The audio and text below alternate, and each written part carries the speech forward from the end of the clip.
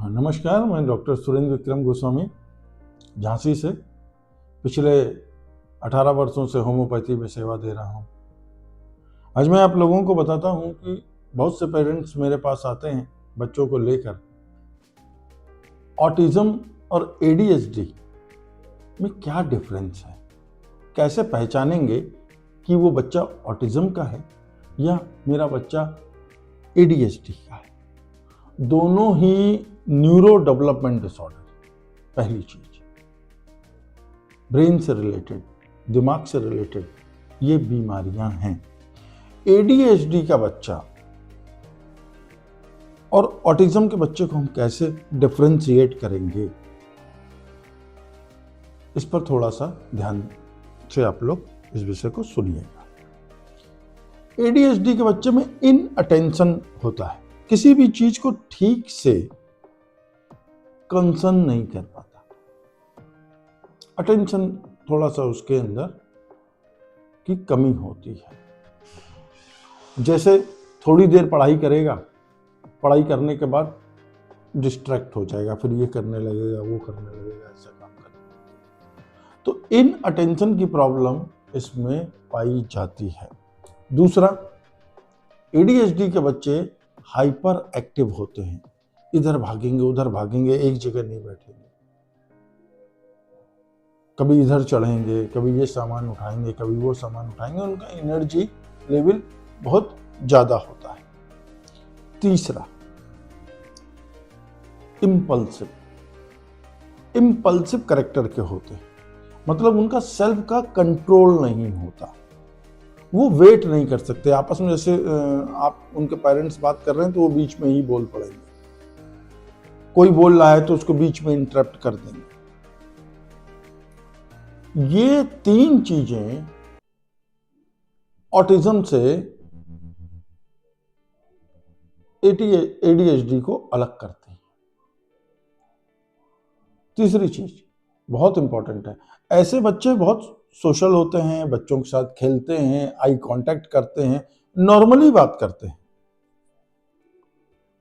बाकी के कंपोनेंट इनके ठीक ठाक होते हैं, इनकी लैंग्वेजेस ठीक होती है।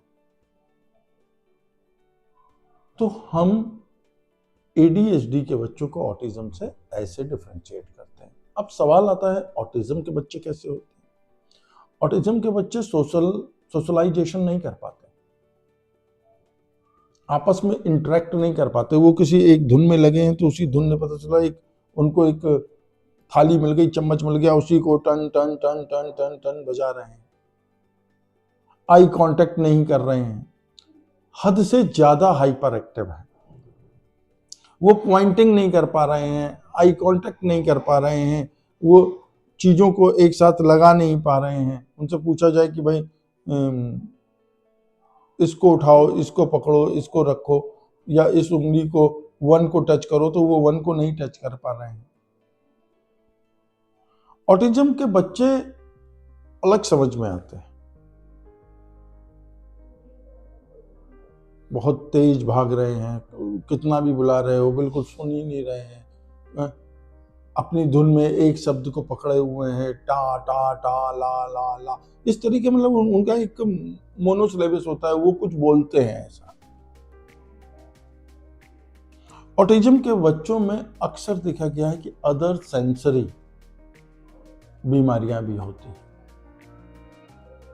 तो आज मैं आप लोगों को बता दूं, ऑटिज्म हो या एडीएचडी हो, दोनों ही होम्योपैथिक से इफेक्टिव है। बहुत हद तक हम लोगों को रिजल्ट्स मिल रहे हैं।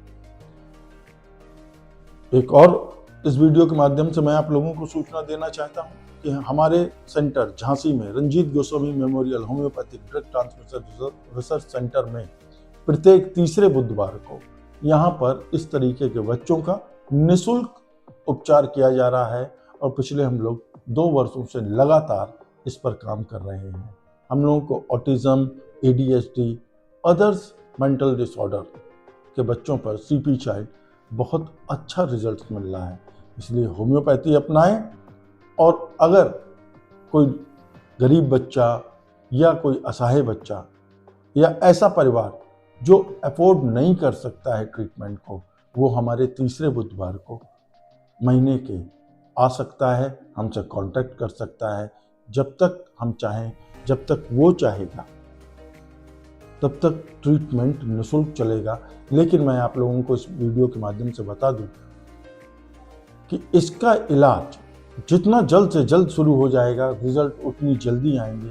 कहने का तात्पर्य यह है कि अगर कम उम्र के बच्चों में इसका इलाज शुरू हो जाएगा होम्योपैथिक का, तो उनके रिजल्ट ज़्यादा जल्दी आएंगे। क्योंकि होम्योपैथी लर्निंग, और सिर्फ होम्योपैथी ही नहीं, इसके साथ हमारे यहाँ स्पीच थेरेपिस्ट भी हैं जो प्रत्येक बुधवार को आते हैं।